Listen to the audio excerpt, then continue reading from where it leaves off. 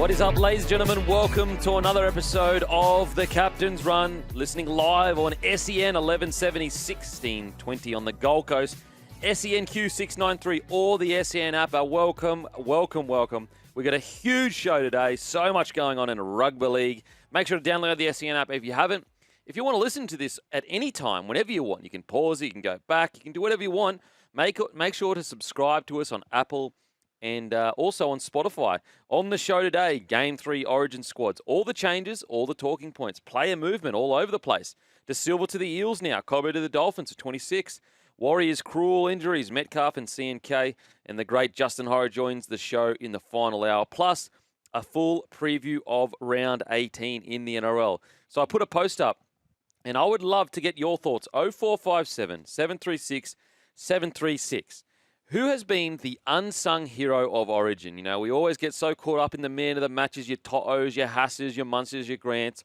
But who's been a guy that has just been playing outstanding each game, doing all the tough stuff, and he doesn't get enough praise for it? So that's 0457 736 736. We are here for Chemist Warehouse. Get discounted prescriptions and save more money at Chemist Warehouse.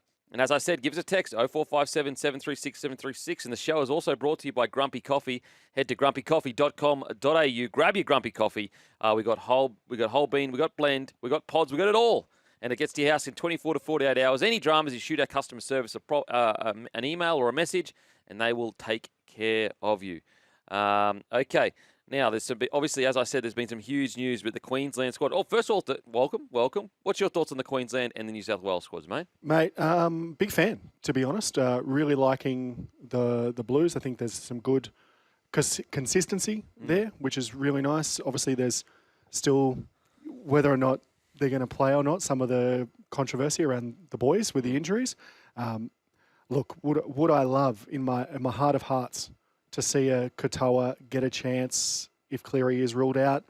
Yes, of course. But yeah, a lot of talking points from the Maroons squad. Shibasaki, what a great story, obviously, and Big Papa. Huge story. You cannot be negative around Absolutely. that. I mean, unless you're Big Red, you're questioning what have I got to do. Yep.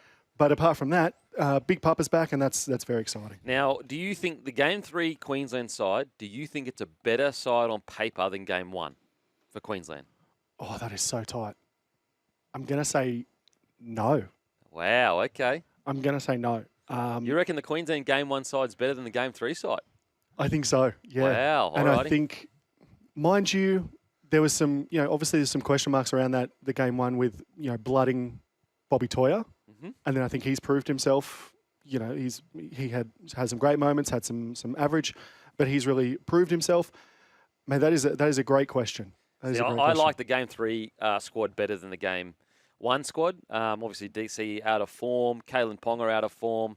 I like Papali'i's inclusion. I think, I know he was retired for Game 1, but Moe Fotuaika, he's had 2 opportunities. He was better in the second game for sure. First game a bit quiet. I just think with Moe, he seems like such a great bloke and a legend. He's a bloody good player too. But I think sometimes when you come from a club that is struggling, sometimes the best thing for you is actually just to be so focused in on that rather than having to worry about all the pressure that comes with a front row, when it comes to a front row in Origin. And granted, I understand Tino's also a part of that. Tino's obviously a different status of kind of player. So I understand the Papali'i one. I really get it. In regards to the Shibasaki one, I mean, I love this, this yarn. We actually spoke about this on Monday's podcast. And, I'm definitely agree with people in regards to the surprise to a degree. He wasn't on a lot of people's radars. I think for me personally, I'm not necessarily surprised that he was on the radar. I'm probably more surprised that Billy Slater said, you know what, I'm going to move an outside back to fullback and bring in a debutant rather than moving Hammer to centre or Val or whatever you want to do. But let's just say Hammer to centre and bringing Reece Walsh into fullback. I thought that he would take the route of we're going to bring a guy like Reece Walsh in. He's already played a few Origin games. Less debutants, less risk. But I actually don't mind the decision. Because why I don't mind it being Hammer rather than Walshy, and I understand, I totally agree with the sentiment that Walshy can create points out of nothing, whereas Hammer is more of a guy that other people create the space and he just executes it every single time.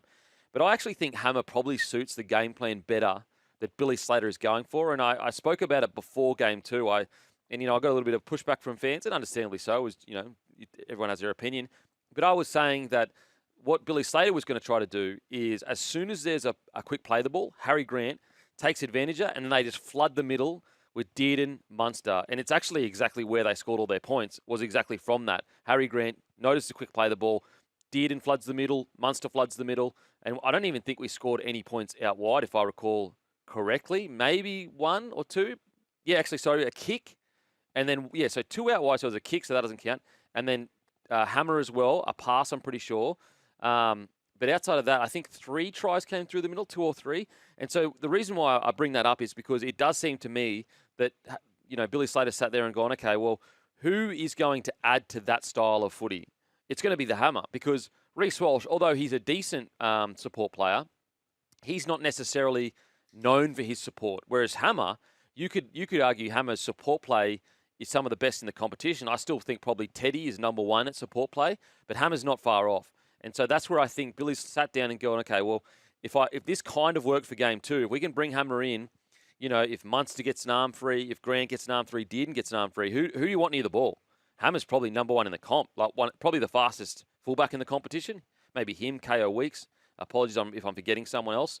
And so I just think with Hammer, he's just gone, I've got ball runners around the halves, not really necessarily ball players. Get Hammer next to him, offload, push through the middle. I'm thinking that. I know a lot of my Blues supporting friends, and I'm a Blue myself, but when that announcement came out that they'd gone with Hammer over Walsh, I know a lot of my friends were like, that doesn't feel like the right decision, and we're very happy with it. But that, to be completely honest, the idea of Hammer backing up and just how much he can break it open from that support play, that does scare me way more than Walsh backing up. Oh, like you said, Walsh can create more than Hammer, but the idea of having a Hammer right, ready to go behind, the boys are going to have to be on their toes. Well, what scares you more around the ruck? Walshy hanging around the ruck or Hammer? Well and truly Hammer. It's got to be Hammer. I mean, most of his tries are truly off just being there, and then he just hits the afterburners and gasses people. So it's really, really interesting. Now, you could make the argument that you could have the best of both worlds. If you've got Walsh at fullback, then you could say Hammer could move in and kind of float around the middle. And I get that to a degree, but when you're a centre, you can only sometimes float around the middle. Whereas I think Billy Slater's going, I need you, anytime there's even an inch of a chance, you need to be there. And if you're out in the centres, you're not going to be there. And so I get it. I think that if Walsh had played a whole season and looked injury-free and built into and everything, he probably does get the nod. But you got to also remember, it was only, obviously not last weekend, but the weekend before that, Walsh was limping in the warm-up, and grabbing his knee. So that's also another factor that you have to worry about. So I understand the Hammer. And look, the scary thing about Hammer, one thing we do know, if it clicks for him, it clicks for him. And he's done it in Origin actually multiple times. So I guess Billy Slater's looking at going, listen, if all my planning goes right and we get the best version of Hammer, it's a player of the match performance. It's a 2 or 3 try, incredible. He's better than everyone on the field. So that's what I'm sure he's hoping. In regards to Papali'i, I really like this. I will say, though, that I guess what does surprise me a little bit is clearly he's bringing Josh Papali'i for experience, but also Mongrel, a guy that there's not a single player in that New South Wales forward pack that wouldn't think twice about going at Papali'i. Whereas, if I'm being honest, and, this is a winger talking, so take it with a grain of salt, I reckon for game 1 and 2, Tino was probably especially game 2, Tino was probably our only starter that the New South Wales pack would be like, you know what, if I was going to have a crack at someone, I'd think twice about Tino. Whereas the rest of this forward pack that started for Queensland, they're workers. They're not the dogs that get in the dirty stuff. And I'm not saying that, it's going to be dirty. And so that's what I like about the Papali'i bringing him in, is it just makes New South Wales go, a lot of those players would have looked up to Papali'i. They would have said that, he's the best forward in the competition when they were 15, 16 years old. And so there'll be a subconscious amount of respect for Papali'i. Now, don't get me wrong, I don't think that means that New South Wales will go easy on him at all, but there just is that. Whereas before, I don't really feel like the New South Wales forward pack looked across at them and said, there's a guy with more aura than who's in our forward pack kind of thing. Big time, especially with some of the Islander boys of Lenu, Payne Haas, who, like you said, big respect in the culture. They would have looked up to Papali'i. For sure. And now it's, I don't know whether or not they want to either pay full respects or they want to get one over. That'll be interesting come game 3. Yeah. It's a really good. I think it's an inspired choice. It's going to be interesting to see Dearden and Munster get back together and build on their combinations as well as Grant. The Shibasaki one, what I like about the Shibasaki one is the fact that it's just his physical presence there. He's a left side centre, and I think that was probably one area where we struggled a little bit in our outside backs is that physicality compared to New South Wales. And look, it's going to be one of the hardest tasks, if not the hardest task in rugby league. But when you actually look at his stats, and I know stats aren't everything, but when you look at Shibasaki's stats, mate, he's up there with all the better centres in the competition this year. He's got the most tries out of everyone. He's got the most line breaks out of all of the centres.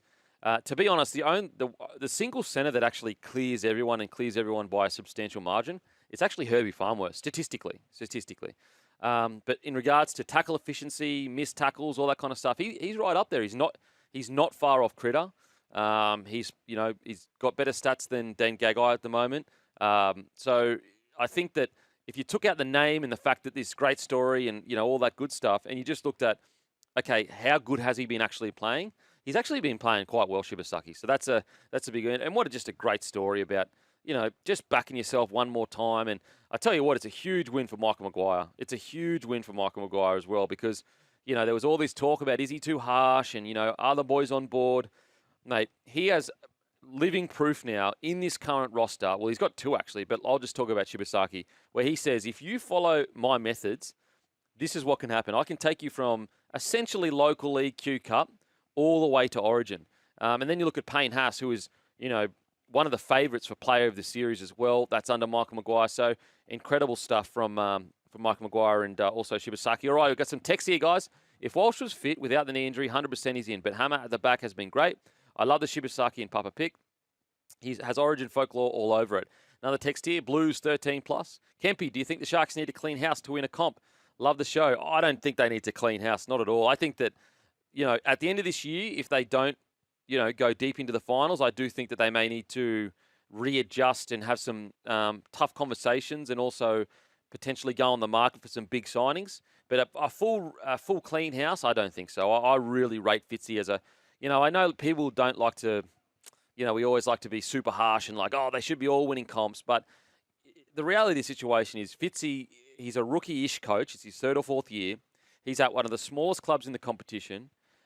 With one of the least amount of resources compared to other clubs in the competition as well. And he's managed to get a side essentially finishing top 4, top 5 every single year. I don't think a full-on clean-out would help anyone. Kempy, do you some research? You only scored 4 tries in game 2, so 3 or 4 doesn't make sense. All right, Joe, you got me there. There's your point, brother. Hard to pick an unsung hero with just 2 games. I thought 2 unsung heroes were Catewell. He came in bashed by New South Wales media, and I personally thought he could have been player of the match. Mate, I'm with you. I thought Catewell was absolutely phenomenal, and he's just such a really good example of stats aren't everything. They really aren't everything. I always say that with Catewell. Like, if you focus on his stats, you're focusing on the wrong things. It's all the little things that he does right. He's a battler. He hangs in there. He makes the big plays when you need him to. All righty, we're going to head to a break. Give us a text 0457 736 736. Going to head to a break. After the break, we've got plenty more to talk about, including the Blues. Welcome back to the Captain's Run, brought to you by Grumpy Coffee. Head to grumpycoffee.com.au. Make sure to grab your coffee. I've got whole beans, got pods, got ground, got it all. Okay, Blues talking points. Well, I think one of the big talking points is really they've picked and sticked.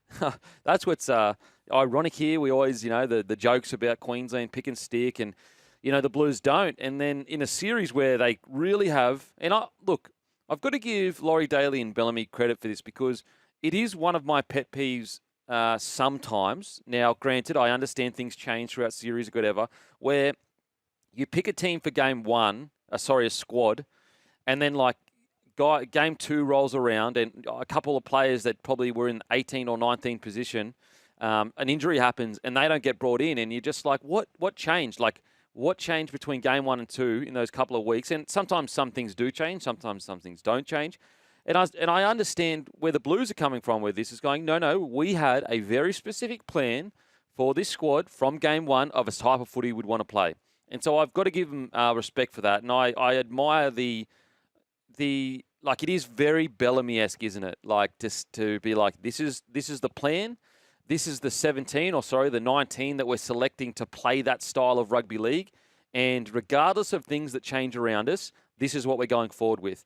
I will say I was definitely still surprised at Keon not being included. I personally would have had Keon in even game 2.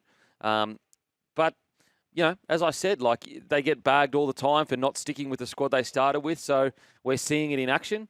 What do you reckon, mate? Yeah, completely agree. I think there is still a little bit of, I guess, doubt around Stefano and maybe me not having personally, Keon. I don't think he's ready for Origin at the moment. Yeah, right. I think that let him continue to develop down at the Storm. His defence has gotten so much better this year. That's one thing that he's been really good at. I personally think let him continue to develop down at the Storm. We always find that the second year is usually when they become the full package at the Storm when they go down there. Xavier Coates, Katoa, Blore, all of them, especially Coates and Blore. Like, Katoa's first year was relatively quiet, but what it was they just completely worked on his defence. Broke him down, rebuilt him back up.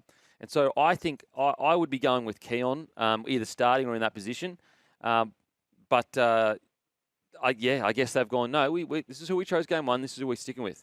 What would you go for? Yeah, I personally would have gone Keon. But again, I guess it is possibly that Bellamy influence there, knowing what Stefano can do sort of week in, week out, sees how he trains, sees him as a person, and knows that he's the kind of person you want around the squad.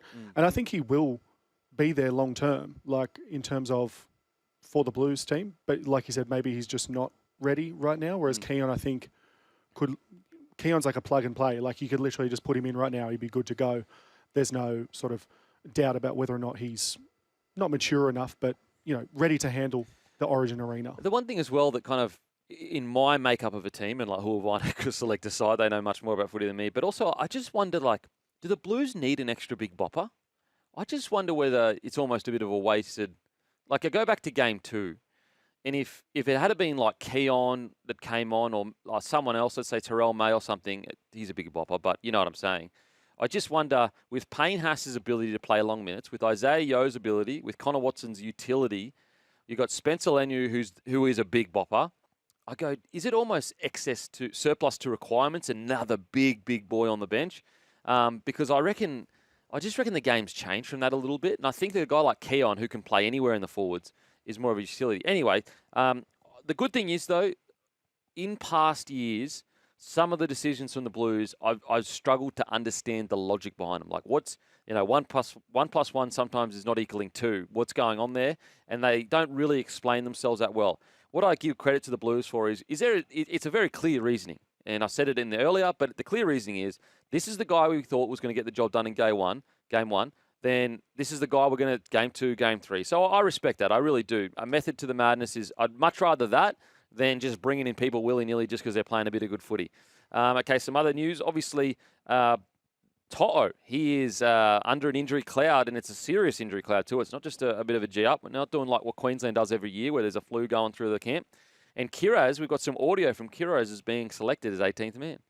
Yeah, so I was training, and then I came back, and then Loz messaged me just to say give him a call when you can, and this was an hour later or so. So we just finished training, and afterwards I just gave him a call, and then he just let me know that I'll be 18th, and just to stay ready, and that's what I'm here to do. Just like I said, it's pretty surreal at the moment, but I'll just soak it all in. I thought maybe I didn't actually think I was going to be 18th, to be honest. I thought maybe just ring in just to say maybe put me in the reserves or come up and train like I did the other week. So I wasn't really expecting, but then when he told me, my heart probably just sunk a bit, and it was just if anything, I was just excited and just to tell my family straight away, and they had goosebumps. Oh, I mean, it's one of the most underrated parts of Origin. It's the guys that are getting called in and debuts and 18th mans. It's so special. We talk about Shibasaki. We talk about Kiraz.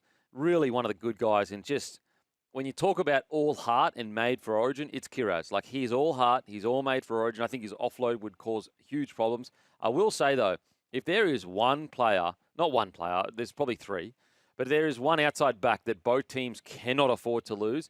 It is To'o. Oh, my God. Honestly, I reckon if To'o was to go out injured, I reckon the Blues, at the moment, Queensland are about $3, just roughly. I reckon they'd come down to about 220 if To'o was out. That's how important he is to the Blues and starting their sets. Like, think about, it's just one run, but it's when that run is happening that changes everything. It's not at the third or fourth tackle. He dictates essentially every time a Blues start set, To'o gets a quick play of the ball. And that changes a lot. And I know you've got Lomax, and Lomax is good, but, there's still To'o. He's been outstanding, absolutely outstanding. So hopefully he can get through because we want to see the best versus the best. And if To'o has another good game, for me, it's between him and Haas as player of the series right now. What about yourself? Yeah, look, we can't deny just how important To'o is. Like, was it 230-ish metres in the second game? 3 tries. When he was under an injury cloud again, or kind of has been all year, really, to put up those kind of numbers. It would be, it would be a huge loss. I think Kiraz certainly wouldn't let anyone down. I think he'd be very, very good. For me, really, it's Haas, I think. I feel like he's taken that next step into proving his worth in the Origin arena. I think some people have a little bit of a knock on him in the Origin arena that he hasn't properly stepped up, which I don't agree with. I don't agree with. I think that knock's a few years old now. Yeah, I'd say, listen, if you wanted to say he came in when he was like 18 or 19, like in the front row. Yeah. Of course he wasn't probably ready mentally for it. Exactly. But I thought his last year's series was outstanding. Perfect. I really do. So, I think it's between him and To'o as player of the series. I just think they've been so good. And really, they have been that level of difference as well. Like, when you look at Haas and To'o, they're on a tier above really anyone in the Queensland jersey at the moment. Now, we don't know what's going to happen in Game 3. But in regards to, imagine if we flip the roles and Tio and Queensland were and To'o and Haas were in the Queensland side, you could almost say that would even up the odds. That's how important they are to the Blues side, that they could literally almost even up the odds if only just 2 players change jerseys. And so, they've been outstanding. All right, we're going to head to a break. After the break, huge news. Who is going to be the next Kangaroos coach? Welcome back to the Captain's Run. Huge news dropping. It looks like Freddie Fittler has pulled out of the race for the Kangaroos job. Now, he wasn't, to my understanding, he didn't have the job, and he was a candidate for the job.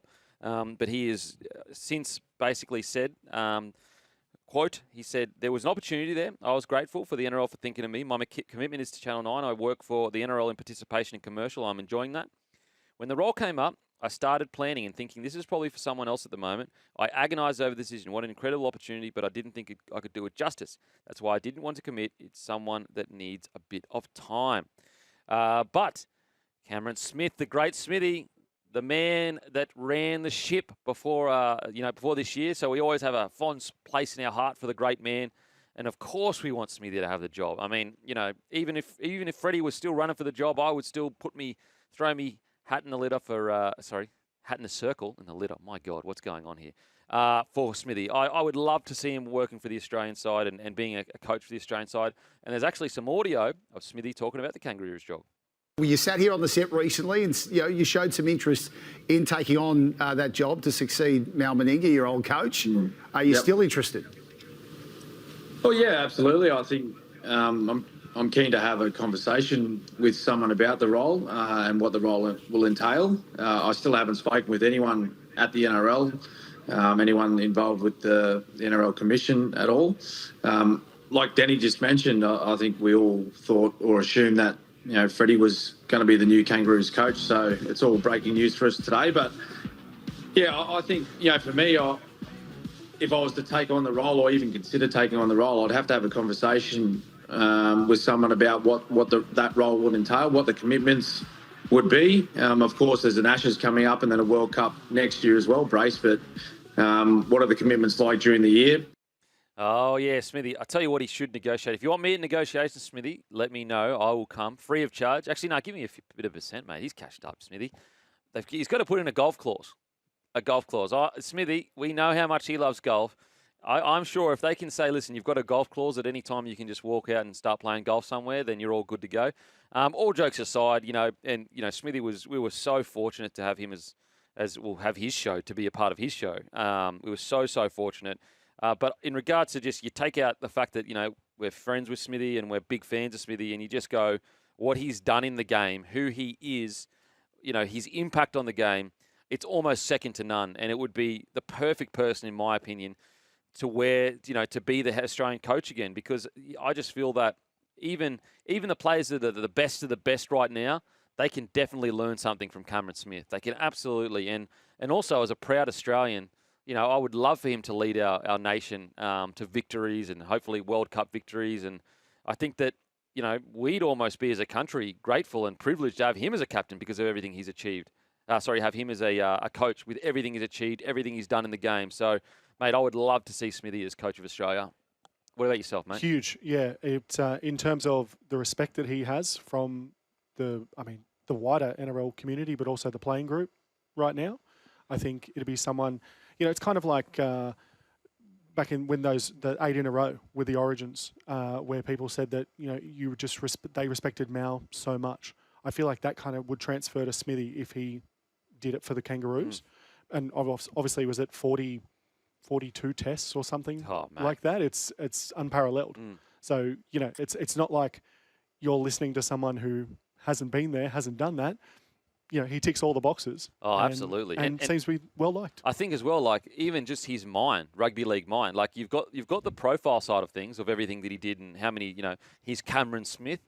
But if you just took out all he's achieved and you just said, what's his footy mind like? What's his footy smarts like? I mean, you'd struggle to find a smarter rugby league player in the competition. Like literally on the rugby league field, tell me a guy that's had a better understanding of the flow of rugby league than Cameron Smith. There's maybe a handful that might have as equal flowing, but as equal understanding. And so that's also something. And you're right, mate. Like there's a lot of gun players right now that if they were to see Cameron Smith in camp, they'd be in awe of him. That's the aura that he has. So hopefully he gets the gig. As I said, he's probably going to need he's definitely probably going to need a golf clause, old Smithy. Maybe if he says, listen, if you let me get one game of golf in a week, I'll do it. I'll do it, surely. Just funded by ARL. I mean, listen, I'll buy tickets to games to fund that. Yeah, absolutely. I'm happy. Listen, if we get Smithy as the coach of Australia, mate, have your game of golf each week. Maybe surely. golf, maybe a big prestigious golf course, across the jersey, Kangaroos jersey. Just combine. Absolutely. Always be selling. Absolutely, love that. Absolutely love that. Okay, let's get some texts here. Dan here, Smithy was an incredible captain, and the amount of coaching he did in Melbourne and for Queensland and captain is more than enough of a rap sheet. Absolutely, mate. Absolutely. You look at that Queensland side, and everyone always talks about, and I don't want to take anything away from the assistant coaches and everything they did or Mal at all, but everyone talks about Mal was about getting the boys together. He wasn't the X's and O's guys. He was getting the boys together. And any good team, yes, you've got to have a good coach, but more importantly, you've got to have a good senior playing group. And that's what Smithy led at Queensland. A lot of the X's and O's stuff, I bet you it really was Smithy, Cronk, working with the assistant coaches, obviously. But I think a lot of it was Smithy, Cronk, Slater. So that you're absolutely right, mate. Okay. Beak, I'm hearing it's a combo of yourself and Guru taking the Australian coaching job. Oh, geez. I tell you what, with what they'd be paying, I'm taking. If you want to get me there, I'll be in there. I'll be the assistant to the assistant. Hey, it's Dan, big fan, lads. If you guys were coach of the Maroons, in all honesty, is this honestly the 17 you'd go with? No criticism on Billy's pick, just a yarn. Yeah, pretty much, man. Other than Corey Horsburgh would probably be in there for me. Corey Horsburgh would be. Outside of that, maybe Walshy if he was more fit. But yeah, pretty much. Series is probably over if Billy stuck to the team game one. That's Andy from Brisbane. Yeah, you could be right there. You could be right. Here's from Sam. If they don't go deep into the finals, I don't think the Sharks even make the finals. Yeah, maybe. I mean, that'll be a disaster, mate. That'll be a disaster. But I think that my point is that, that shouldn't even be a thought. If that is a disaster, my thought is that you don't want to lower your expectation and go, if they scrape into the finals, that's good enough. Now, this team on paper was supposed to be going deep into the finals. And I think anything less than that this year, I do think the Sharkies may have to make some tough calls and go into the market because they've been building this roster towards this moment for 4 years now. And yeah, I just think that if you sometimes, and I understand, listen, we're not the ones with our coaches, our jobs on the line, but like I feel like sometimes coaches, they get to a certain point and they've built this roster and they don't go as well as they thought they would. They go a few games not as good. So let's say they just get into week 1 of the finals, get knocked out, and the coach gets caught on the fact that I'm going to stick with this team just 1 year longer because I've built, this is what the sunken cost fallacy. I've been with this team and built it up so much, and it's still passable that we made the finals, so I'm going to stick with this team. And I think some of the good teams, and I think you could, I know there's a lot of, people like to talk negatively about the Roosters, but they're a really good example. Like, they will go, we are not okay with, just scraping into the finals each year. And you go back to that famous, back-to-back grand final wins that they had. What happened the year before that? So they're making prelims. They just can't take that next step. And they made a huge call to move Mitch Pearce on and bring Cooper Cronk in. And so that's an example of, they could have easily said, oh, you know what? We're making prelims. That's all right. Like, that's pretty good. And they did. And I think with the Sharkies, because they do have a team that's essentially there around about the top 4 at their best, obviously. Right now, they're not at their best. If they don't need a full rebuild. They just need a few tweaks here or there in the market if they don't go deep this year. And all of a sudden, they could be fighting for a premiership. So that's where I kind of land with them. And last text before we go to a break, guys. Can Broncos beat Bulldogs or Penrith's performance that we saw last week? Yeah, they can, but it's just a matter of could the Broncos do that 4 games in a row? That's the question. Like, could this Broncos side have the talent to go toe-to-toe with the Bulldogs or Penrith like that in a game? I think so. But as I said, always the big question is, especially if you don't make the top 4, is can you do it 4 games in a row? And that's the difference between the Bulldogs, Penrith, the Storm, probably the Raiders and the rest of the competition right now, is that they're not just playing one really good game every now and then and, looking, like world beaters. They're week in, week out. Even when they don't play well, they still play to a certain standard that gets them the win. And that's the worry when you look at the Broncos at the moment. They're definitely looking much, much better than they were before. But it's like, how can they do it consistently? We've got to remember, like, okay, look, great win on the weekend. They looked red hot. They beat the Warriors. Mate, the first half against the Sharkies, they got absolutely touched up. That was a week ago. And so they just got to work that consistency into it. All right, we're going to head to a break. After the break, plenty more to talk about, including getting to your texts and calls. So we'll see you on the other side. Welcome back to the Captain's Run. We are here for Chemist Warehouse. Get discounted prescriptions and save more money at Chemist Warehouse. All righty. Rising NRL star, Tallyn Da Silva quits West Tigers to join Para Eels immediately. Now, reportedly, my understanding is that Tallyn Da Silva was willing to stay, but they allowed him to go anyway. And he was actually signed till then 2026. What I'm surprised at is, I totally get where the Tigers are coming from, going, listen, we're going to go with Appy. He's a leader. He's a gun. We're going to give him a 2-year deal. I get all that. That makes sense. I also get that they've got a young guy called Tristan Hope, I think his name, coming through. That's a really good young number 9. But what I just don't get with it is, like, okay, what do you gain by letting Tallyn Da Silva go early this year? Because even this week, Api Koroisau is injured. He's obviously got a concussion. And Tristan Hope gets called in. So people go, okay, we got Tristan Hope. But isn't it better to have, you're fighting for the spoon. Wouldn't you rather have 3 good number 9s in your squad rather than 2? Especially when you didn't get anything for it. So I guess that's my biggest surprise with it all, is that I just don't know what the Tigers got for this. If he hadn't moved on for next year, I get that. You're trying to save money in the salary cap. You can use it for someone else to bring to the club. That all makes total sense. And with this young guy coming through, he looks like he's a goods. I get it. I just don't get moving on now. You don't gain anything by it. Whilst, meanwhile, you give one of your best young juniors to the Para Eels, who are around the same point of the table as you, who are fighting for the same position as you, jockeying for the same position. So you've essentially gone, oh, here's this weapon we've created. Here you go, mate. And they go, oh, do you want something for that weapon? We'll give you one of our weapons. And you go, nah, don't worry about it. You just have my mad sword that I just made. Like, it just doesn't make any sense. I'd love to know what their thought process was. And I know that Richo's done an interview about, promising parents certain things, and that they're not going to stand in his way so he can play NRL.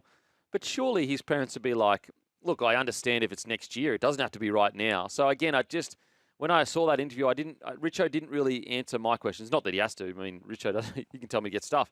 But that interview didn't really answer the questions that I had. Was like, why is he being released right now? Right now. Okay, got some. Oh, Hope isn't young. He's knocking on the door of 30. Wow. Maybe there's another guy then. Maybe there's another junior that we're talking about. Because, yeah, like I've gotten quite a few messages from West Tigers about another young guy that's apparently really good. But anyway, that's besides the point. Yeah, Lockie Galvin, he put a post up. And look, to be honest, I didn't care about Luai's post. I didn't care about that. And I don't care about this one either. I will say, though, if you had a big issue with, Luai and the boys posting stuff, aimed at other teammates or whatever, then I guess you should have a problem with this. But me personally, I don't have an issue with any of it. Like, it's a social media post. Who cares? Like, a little winky face and an okay sign. Who cares? Like, it means nothing. It really does mean nothing. And as I said, I had no issue with Luai one. He was saying team first. He was trying to send a message to the club.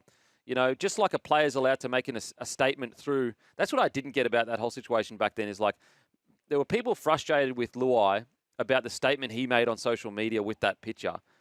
But like if he had made a statement through by saying team first through a journalist, you would have no issue with that. It's just the vehicle in which the message has been sent that is the issue. So I never got that. So anyway, I don't have an issue with Lockie Galvin posting that. Who cares? It's a little cheeky. Yep, good stuff. So was the Luai stuff. Who really cares? Okay, we're going to head to a break. After the break, the great Skipper Scope is going to be joining us very soon.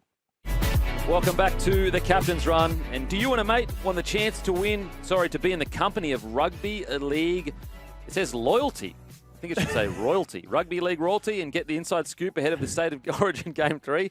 Thanks to On The Menu, you can win a double pass to the On The Menu Club State of Origin preview happening this Thursday at the Sporting Globe, the 3rd of July. The night will be hosted by the great Jimmy Smith alongside Rugby League legends Michael Innes and Joshy Mansour, sharing their behind-the-scenes Origin stories and best moments. Canopies and drinks are included and spaces are limited. You don't want to miss this. For a chance to win, text us with your name and email or go to sen.com.au/win. and fill in your details. All right, get around it, guys. 0457 736 736. Send us your name and your email for a chance to win. Skipper Scope, got a question for you. What do you got for me? Are the Warriors season done? Not done. I think top 4 is under duress.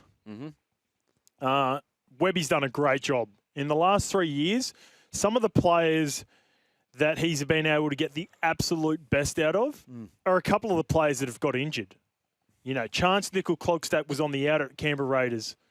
He was playing reserve grade at one point. Luke Metcalf was bouncing around in the lower grades, Manly, Cronulla, and then found himself a home at the Warriors. Mitchy Barnett was an erratic firebrand at the Newcastle Knights, playing multiple positions. Yeah. He became a New South Wales premier front rower under Webby. So he's got a huge task on, mainly because they've been able to, even though he's been awesome for a Mitchy Barnett, they've got some great young ascending forwards. The two journeymen that he's got a big job to do with and figuring out who's going to be the guy between Tamati Martin and Tanner Boyd, I think were the most obvious candidates to take over from Luke Metcalf, have a huge job to steady the ship at the back end of the season. Now, they've got a nice draw. I've had a look at their draw. They do have a nice draw. But there are a couple of teams, couple of big franchise teams, teams that have been there before in the last couple of years. They're chasing them, and it felt like the Broncos had a 4-point swing on them on the weekend. Yeah, potentially. I think they're still in it. I really do. I even think there's a chance they get better with Tanner Boyd. I really do. I don't know. I'm not saying Tanner is better than Luke Metcalf. I'm just saying he plays a very different style that might suit him. They haven't had a really good kicking game all year. It's been okay. Tanner Boyd brings that if they bring him in. They've run 11 in a row in reserve grade, so he's in red-hot form at the moment. Yep. I think Tomato Martin also good to have as a utility that can cover off the bench if you need it. So you think it'll be Tanner Boyd? I think so, yeah. It'll be Tanner Boyd with Tomato Martin staying on the 14 jersey? I think so. Yep. I think so. Just because, he can play fullback, he can play... And I would love to see this very conservative Warriors side at times that, gets through their sets, high completion rate, simple footy. I'd love to see them with with a good kicking game. What does that look like where instead of a kick that, because the end of sets have notoriously been pretty poor this year, in my opinion anyway. And I just like, what does this Warriors side look like with a conservative 7 that can get them down and kick them into the back corners and they can jam up and just squeeze teams out of the competition? And I want to be clear, like clearly they are not clearly, but it looks like they're a better side with Metcalf in it. But I don't think Tanner Boyd is so much worse than Metcalf. And I know the argument is he was winning Dally M's and I get all that. But if this is how much Webby can get out of Metcalf, what could he get out of Tanner? Yeah, that's what I was sort of meaning at the start there as well. It's funny with Metcalf at the start of the season. I listened to Webby closely around the presses in the first month, and it was trying to get Lukey Matt to sort of get out of that conservative style. Yep. So he was so fixated in being a conservative 7 at the start of the year that it took away from his best traits, which were his running game and instinctual footy. He found a good balance, mate. I'm devastated for him. He was so good. It's for a while there, I was saying before the just explosion of Isaiah Katoa, I thought it was going to be a 2-horse race between him and James Tedesco. Now I think it's probably Teddy's to lose with Izzy Katoa just chasing right up his tail. Yep. But Lukey Met was there, and I'm shattered for not only Luke Metcalf, but the Warriors fans, Webby. And if anyone can pull it off, just the case study from the last 3 years, it's what Webster's been able to do with these journeyman players. Yeah, absolutely. And I'm with you, mate. I'm devastated for Metcalf because, this is what he got to mid-year.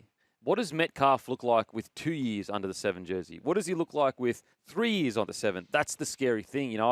He probably plays more similar to Hughes than, say, a Cleary. And that's, that's fair. Behind a big forward pack that can get you rolling. Because I think even last year, the Warriors actually had the second or third most meters made. And so if you've got a forward pack that's rolling downhill and you've got a Hughes type 7, that's scary. That's really scary. But as I said, I am really intrigued to see what they look like with a conservative 7, because obviously that's what Tanner is. I've still got them. I still think they can. When you look at this, they've got to buy Tigers, Knights, Titans, Dolphins, Bulldogs, Dragons, Titans, Eels, Seagulls. Honestly, them at their best should win every game except for Bulldogs, really. In regards to Warriors this year at the best. Dolphins also a team that give them a run. But outside of that, they could go, what is that? That's 9 games, or 8 games with the bye. So out of that 9 games, they could win 6 to 7. Very reasonable. I think 6 out of 9 is realistic, yeah. And so that's a nice draw. And so that lands you. They'll keep you in the top 4, I'd say, unless Broncos go on a crazy run. But Broncos are still 2 points. Yeah, that's fair. From the Warriors. Okay, so we're looking at it now. I'm getting it up now because I just need to refresh as well. So 6 from 9, you're right. So 2 games out. So, you need the Broncos to go 8 from 9 or 9 from 10. I don't know what their schedule looks like with the draw. And the buys accounted for. They could hang on. I guess if you put them down for 6 from 9. And it's very, honestly, 6 from 9's a very reasonable run here. And with the Broncos, we know how they can be so up and down. I just don't see them going 8 from 9. Look, they've got the talent, obviously, and I'll be sitting here going, how good if they do. But they got quite a lot of distance between themselves and the rest, the top 4 anyway. And so that's where I just go, you know what, I reckon they can hang in there and just jag a few wins, because they don't even need to go 6 from 9 if Broncos don't go 8 from 9. Let's say Broncos go 6 from 9. They could go 4 or 5 from 9. You know what's important? And I'm just looking at it now because you're right, a favourable draw with regards to the teams they're playing 6 out of the 9 at home in Auckland. It's the first 2. Tigers and Knights. You have to win those. It's how they react and how they look in those first 2 games. Now, they don't have to smash either the Tigers or Newcastle. They just need a win because the tougher part of the draw comes through the middle. 22, 23, even the Dragons are a tricky team to figure out if they're on. Yeah. Dolphins, Bulldogs, Dragons, that's the little window. So if they've got some confidence going into those games with the Tigers, Knights, and Titans, then they should be sweet. Alrighty. In regards to Selwyn Cobbo to the Dolphins, what are your thoughts, mate? I like it. It's a 1-year deal. Interesting. It seems like he's a candidate to join Mel over in Perth. Yeah. I you think reckon he'll do that, though? I can't see him moving out of Queensland. Well, yeah, I guess that's the reason he signed the 1-year deal to stay with the Dolphins. You probably know it a little bit better than me with some of the things that you hear about Selwyn with ex-Broncos, current Broncos, is that he's a bit of a homebody. He loves to get home as much as he can. In saying that, if there was only one coach, or maybe two, that I would love to have seen Selwyn go to get the best out of him and know how to handle those sorts of people. One of them being Wayne Bennett at South Sydney, and Craig Bellamy's sort of got a good reputation with getting the best out of players, and some guys that might struggle with different sort of issues away from footy. But I feel like Mel's got a good relationship with him as well, so that could work out well. And mate, it's a world away. It could be a lot better for Selwyn Cobbo, the athlete, without the lack of distractions of being close to home as well. Yeah, it's a good point. Like maybe the allure of being so quickly being able to get home, is hurting the situation. I just think though, even going to New Zealand's quicker than going to Perth. I know you could say customs is longer or whatever, but Perth is a lifetime away. It is an interesting one, and I heard that it was actually the Dolphins that wanted a 3-year deal, and it was Selwyn that was 1 year. Well, does that scream? It screams Perth. Yeah, it screams Perth, right? But mate, if you miss your family while you're in Brizzy, if it is the case, mate, you're going to be missing them big time in Perth. Well, and then again, that speaks a lot about potentially this relationship, or maybe just how he's dealt with Mel over the years through Queensland duties, and Queensland alum, and did he play under Mel for Australia? Has someone played for Australia? Can you check that up, Mitchie? I think he has. I don't actually. Did he get a game? Did he get a game or two? I don't think he did. Okay. Maybe the squad. I'd imagine Mel would have been around Queensland camp for a couple of games that he was a part of anyway. So absolutely, even if he hasn't played for Australia, the reputation that Mel's got, I think that leads to him going over to Perth. Okay, some rapid fire questions before we go to a break. Walsh or Hammer at fullback? Walsh. Shibasaki making his debut or Hammer to the centres? I forgot Walsh. That answers the second one. I'm pumped for Shibasaki. Yeah. Shibasaki, by the way. Yeah, okay. What do you like? How do we have? How much time do we have before we go to a break? Can we discuss that? Yeah. I was thinking about it, and I was discussing this, and just thinking about the selection. And look, it's a great story, and I love a journeyman story and all that. Do you think it's a reflection of the position and the way that, in particular, Billy views it, where it's like the centre position, and if you look at Melbourne Storm, they're good attacking players, Jack Howarth and Nick Meaney, but I guess the priority for them is just to make sure they're defensively sound. Robert Toye is really good and done a really good job so far in limiting as much as he can Latrell to a degree. And then Shibasaki, although he scored some nice tries and been on the back end of some good players, I think just he defensively trying to stiffen him up. Do you think that might be behind the decision? Yeah, it's interesting. I think I spoke about this on my podcast yesterday. Is there a shortage of elite centres, or are we pushing all our best athletes at fullback? You know what I'm saying? For example, Latrell Mitchell is an out-and-out centre, but he's moved back to fullback because that's where he wants to play.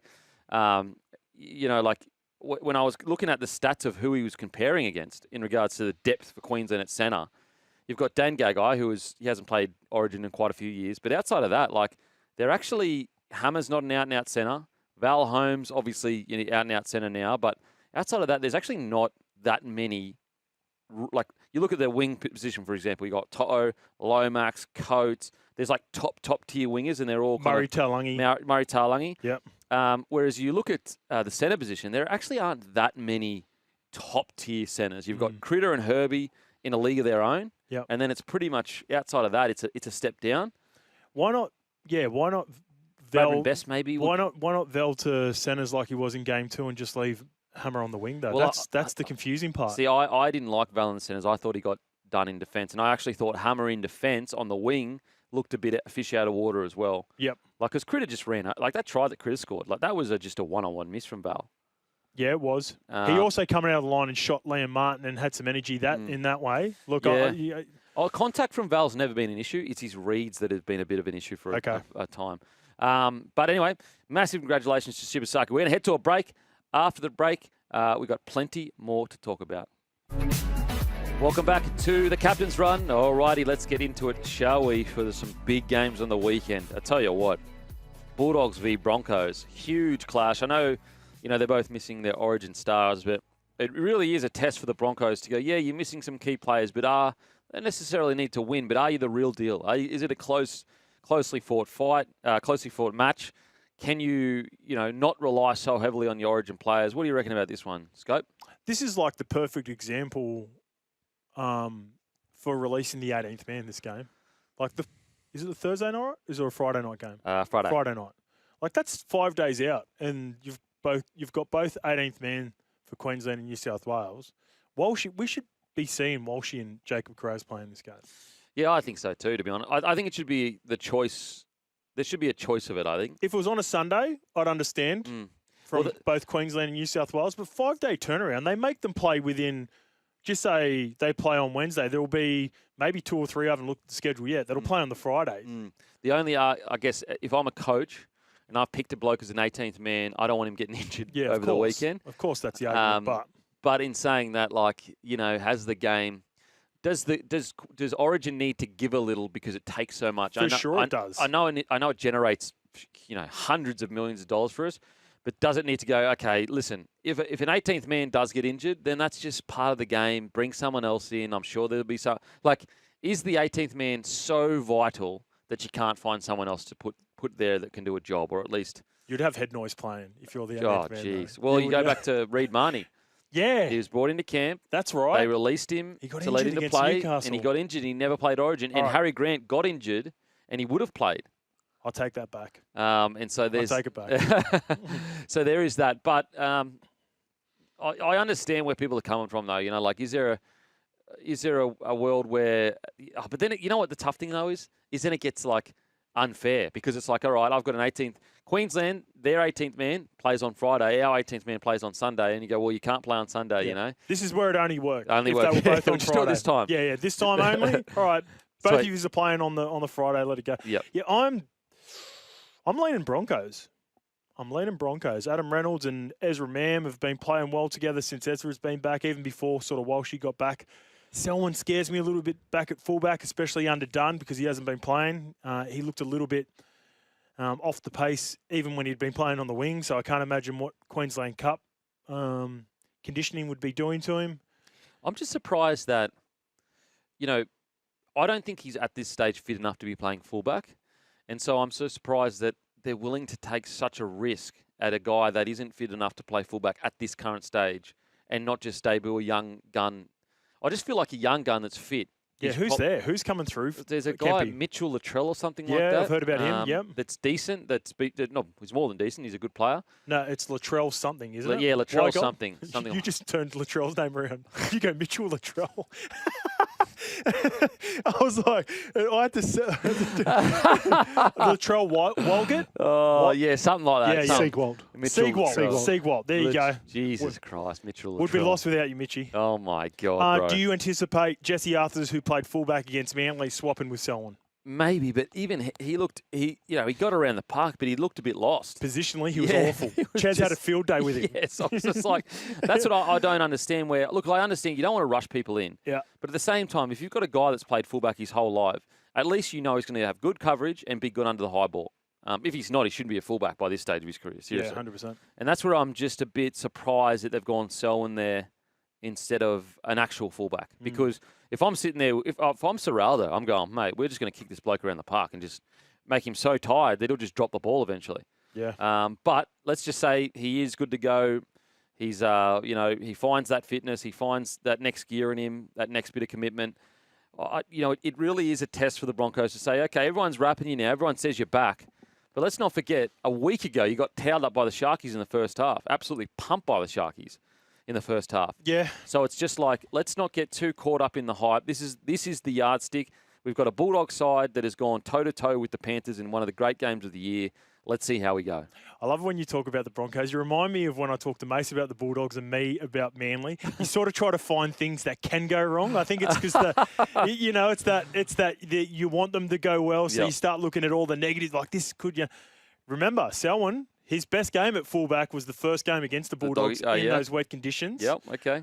And that proved beneficial. And I think he performed better at fullback in that game is because he was just a big body who, at that time, the Bulldogs were just kicking teams to death and putting them in the corners. So I think he was actually beneficial in that game compared to Walshy, who got injured the week before. So, I'm going to stick with the Broncos. Okay. I want the Broncos. So Matty Burton at 6, Sexton at 7. Interested to see how Hayes goes as well. I really like Harry Hayes. Got Sammy Hughes there as well. I will say the Broncos' service out of 9 hasn't been great lately. I thought Benny Hunt was supposed to be back. Yeah, I think he's back One more soon for week? sure. I think you start him at 9, surely, don't you? For sure. I think you do. I think when he comes back in, I'm anticipating Pake's being removed completely. Yeah, I am I too. think Ben Hunt comes in. Pakes has been good, but Billy Walters has got more versatility. I'm with you, mate. I said the same thing on Monday. I think that Billy Walters just suits that 14 jersey a little bit better. And I actually think when Billy Walters has been coming on lately, he's quite good at the Broncos. So we'll see. Okay, let's get to the next game. Raiders v. the Dragons. I've got to say, really brave win from the Dragons last week. When you actually look at the fact that they didn't even have a bench towards the end and they had a winger that couldn't lift his arm and he had to stay on the field. Really, really brave win. However, and you got to give them credit. Like they were desperate for a win. Did they look great though? Not really. Not really. But as I said, with all the pressure they were under, with all the headlines, all the negativity, it was a really brave win. And it's one thing you can't teach or you can't, if they had come out and played poorly or at least they hadn't played tough, you would have said, okay, has Flano lost the dressing room with all the drama? The good thing for the Dragons at the moment is it's very clear that this playing roster is still playing for Flano. They're still all on board the same bus, I guess. They front-loaded. Yeah, right? I They think so. front-loaded. They ambushed, believe it or not, Parramatta, who would below them on the ladder, who had been playing a lot better than what the Dragons, even in the losses that the Parramatta Eels had. I thought the performances had been good. Canberra sort of feels like they've played the same team 3 weeks in a row with regards to a team that's a bit desperate and looking for answers and not quite there in the Newcastle Knights and the Tigers. It's probably the progression for the Raiders, and in particular, it's the second wave at the moment. So Joseph Tarpany, Corey Horsburgh, and Big Papa have been starting well for him. Matty Alta, Morgan Smithies, Noah Martin over the last couple of weeks, and before that, Simi Sasangi. They're just struggling for that motivation against some of these teams that are below them. Yeah. I think they're going to be better served against. I think the Raiders are just waiting for better teams. Yeah, okay. Respectfully to the Dragons, Newcastle, and Tigers. So I think that's going to. They're going through a bit of a lull and still winning games, and then they're going to accelerate at the back end. I like the Raiders. The Raiders are warming to me. I'm more leaning towards the Raiders than any other team at the moment. Well, it's an interesting one because it's an either or really. Like if the Raiders have planned this where they're like, you know what, we're going to have a bit of a lull here because we want to be peaking at the right time of the year, that's scary. Whereas if they're just fatigued, that's worrying. From a perspective of the Warriors, it's worrying, for the Raiders. I personally think Ricky Stewart, he has come so far as a coach. I think that I'm looking at the glass half full where he is going, you know what, our draw isn't that hard at the moment. I believe our team, even at a 6 out of 10, can still beat these sides. Yep. So we're going to have a bit of a lull. And then once we come out of this kind of last 4 to 6 weeks, we just start hitting our straps, start really building towards finals footy. And the thing is, Kempy, it's not even something you go out and plan either. Like, you don't want to plan to play lesser version of footy. It's human nature. Yeah. It is human nature especially if guys haven't been and gone through it. Yep. Like, if you're not the Penrith Panthers, it took them for a while to get used to winning ugly during those periods around Origin as well. Canberra, this is their first proper year at it. Some young guys, going back to the years that I was in successful teams at Manly, you're looking back at that middle part of the season was always a bit of a dip. We still managed to get some wins and then, sort of kick back up. And once you get to once you're about 4 or 5 weeks out from finals, then you start accelerating again. And that's the way I view the Raiders right now. What are the Dragons? How are you viewing the Dragons? For all those things you said, they front-loaded last week, had a result, a bit of a hectic, fortnight for them off-field with all the drama around Kyle and Shane. I thought the veterans really stepped up. David Clemmer playing 65 minutes he's been better there than I anticipated. I thought he might be a bit of a roadblock for some of these young players that I really like at the Dragons. But in saying that, the big fella, he's staying healthy. He's out on the field. All the young fellas are getting injured. So he's been required even more so than probably I anticipated. Gutho, Cookie, they're just going to give you a 9 out of 10 in effort every game. A little interesting tidbit. I saw a video on my Instagram on the Instawebs, and it was of a fan, rapping DeBellin and saying, "Wish you could stay," wish you could have something like broken the record. And DeBellin started crying. Yeah, I've seen that. And just I would love to know what happened there, because he's clearly really emotional about leaving the club. Because he's playing outstanding, DeBellin, at the moment. He's been actually probably their best over this last month, in my opinion. Yeah, and the last couple of years, I reckon, the most consistent forward. Oh, yeah, definitely. It took him a while to get going after that huge break. He's obviously disappointed. I think he's a South Coast junior as well, like DeBellin, and he's the guy that leads the team song. He feels like since he's been there, he's been the heart and soul. So it'd be disappointing. I think it's a sneaky good pickup for Parramatta just for a couple of years, because they're unearthing some younger players themselves. Mate, it's exactly what they need. And exactly what they need. Yeah, he can team up with Big Junes up front, and Jack Williams can stay in that hybrid role and play all over the shop. So I like the signing for Parra. I think it's a great signing for Parra, absolutely. All right, we're heading to a break. After the break, we've got plenty more footy to preview. Welcome back to the Captain's Run, brought to you by Grumpy Coffee. Head to grumpycoffee.com.au, grab your Grumpy Coffee, get to your house in 24 to 48 hours. We've got pods. We've got whole beans, we've got ground, we've got it all. And if any issues, you message our customer service. We'll make sure to take care of it straight away. Got a text here, Scope. Yep. Surprise, surprise. Horo not tipping the Dogs. It's getting old. You got something with the Dogs, mate? Oh, big time. Lionel. Okay, Lionel? Yeah, I'm a hater. Lionel Richie. You know what? And I'm proud as well, because, I wasn't always a Dogs hater, but ever since I started doing the podcast with the big fella, Willie Mason, and he just hammers the Eels anytime he gets a chance. Oh, okay. It's turned me against the Dogs. Now, I've had to wear 2 Dogs jerseys to my podcast this year already. And Lionel, it's working for you anyway. Yeah. If I'm tipping against them, I'm doing something right for you. So you want me to tip against the Dogs, mate?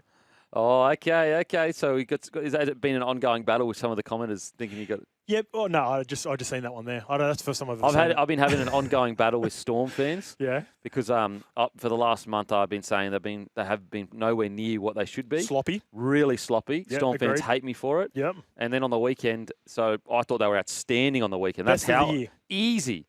There's not a peep. There's no. Okay, you come around, mate. Go. Actually, you know what? Go look at the result.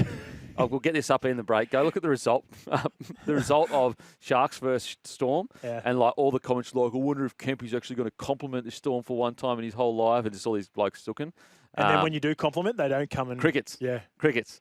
And also, I actually said on my podcast on Monday, I was like, go look at Bellamy's reaction to the win on the weekend. Then go look at his reaction to their last 2 wins. South, yeah. You tell me what the coach is thinking. I think he's more online with what I'm saying than what you want me to say. You didn't even have to go watch the presser. Just watch him in the box Exactly. that entire South Sydney game. Mate, that's the most he's ever moved. I reckon he did a marathon in the box. That's how many steps he got up.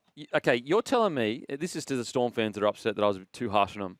You reckon Bellamy's playing Harry Grant 80 minutes essentially after Origin if he's happy with where the Storm are at this time of year?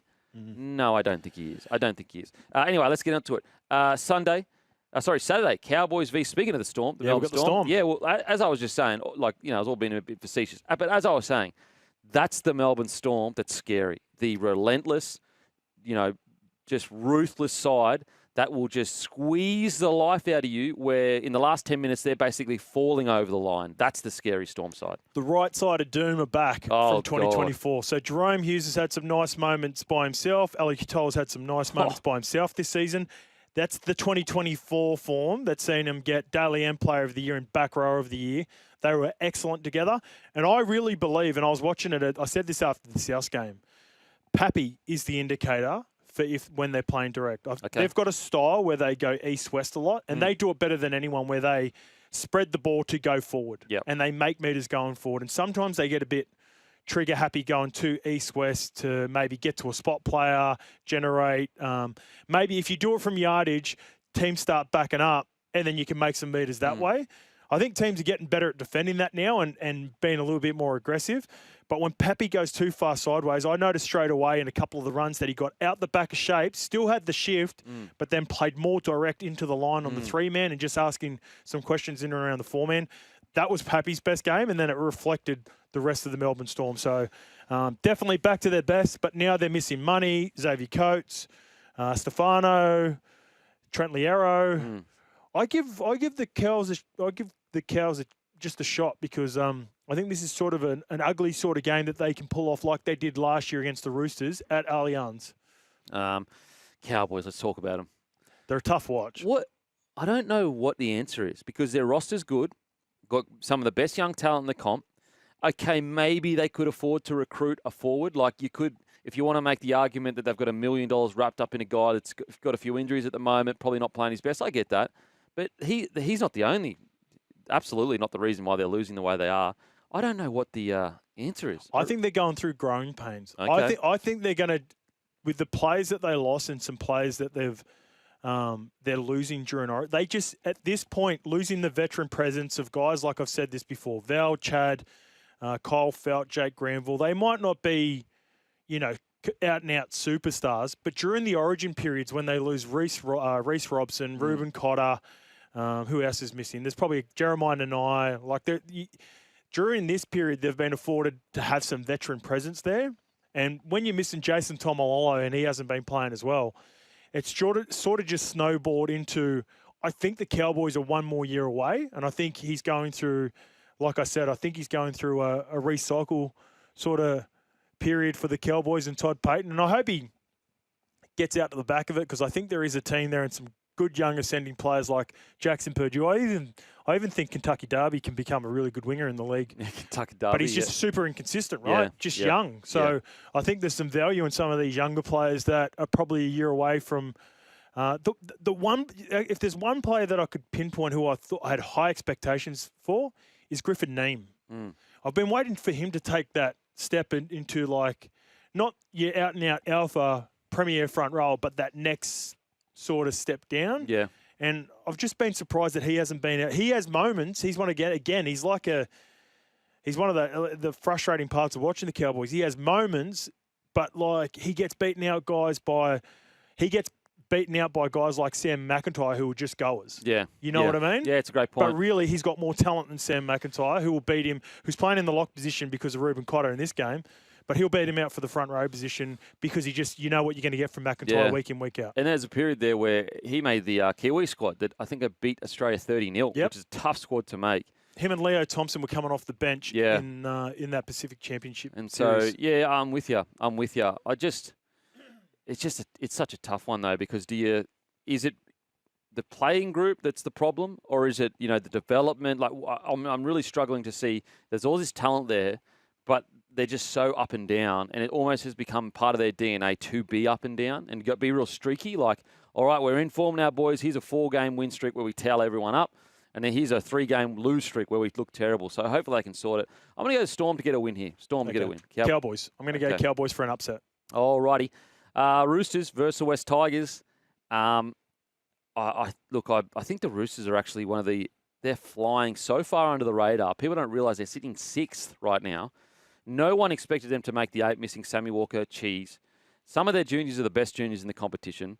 They've been it's a huge tick for me with the Roosters season so far. What about 2 more debutants this week as well? So congratulations to, I thought Tom Rodwell was a half. Is he must be, I thought he was, I know I think one of the Rodwell sort of juniors that are coming through is Brett Rodwell's son, and I think we had a chat to Jimmy Smith about this, and I believe there may be another Rodwell, so I might have got him mixed up. And there's also Max McCarthy who will be making his debut. Yeah, mate, Robbo, this is arguably Robbo's best year of coaching, I reckon, and Teddy's with regards to leadership. He's playing so good. I think he's even though Isaiah Katoa is doing some good work up there at the Dolphins, I think Teddy's I'm confident he'll get Dally M this year. All righty, we're going to go to a break. And after the break, we'll speak a little bit about the Tigers and speak to the Eagles, Rabbitohs. Welcome back to the Captain's Run. All righty, skip a scope. Let's get straight into it. Tigers, is it time to worry? Well, yeah. Going to the main part of it, just with regards to sort of Benji, I hope they stick with Benji because I feel like this is going to be a really tough period for him. Yep.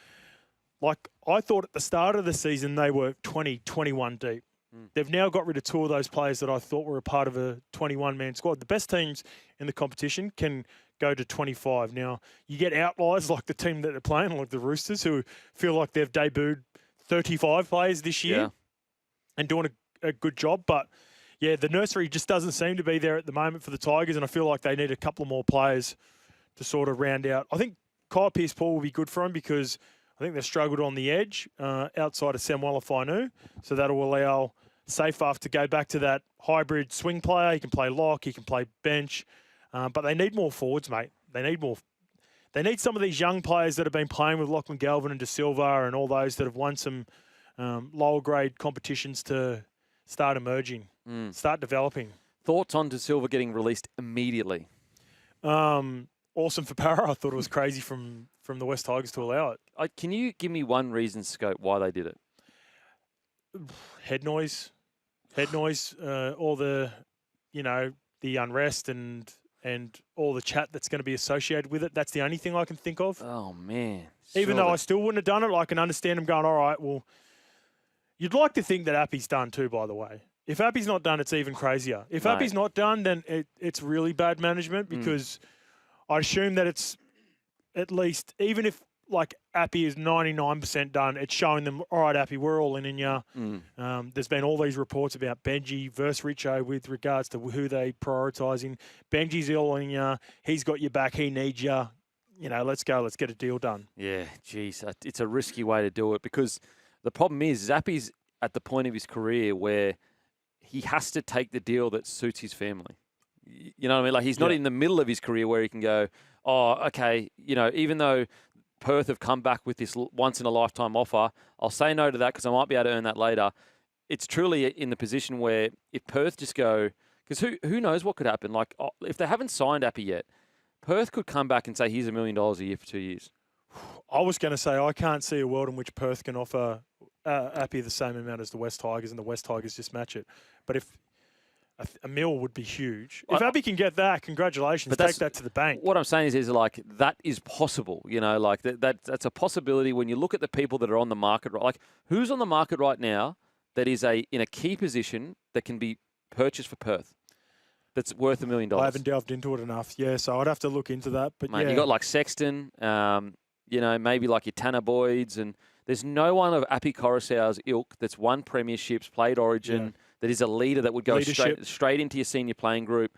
And that's the scary thing. I want him to sign with the Tigers, and I'm not death riding at all. I just, for the life of me, releasing a bloke early without Appy's signature, if they've got it, then fair enough. I apologise. They must be confident. They have to be. Surely they've got that signature in paper. Like I said, it doesn't make sense even without that, but even more so if they haven't got it done, for sure. Okay, now just quickly, Seagulls versus Rabbitohs. Seagulls got the job done on the weekend. Rabbitohs obviously decimated by injury.